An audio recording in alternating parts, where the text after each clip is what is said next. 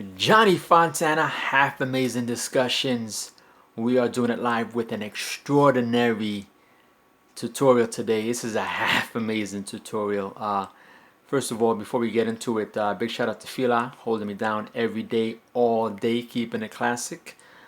All right, so let's talk about this actual tutorial. It's a fairly easy tutorial once you get into it. All right, I don't think anyone's doing it right now. What I mean by that is not I don't see anyone really articulating the execution of a 3 and 4 deck mix. Okay, and I'm using all mediums, CDJs, controller, and vinyl.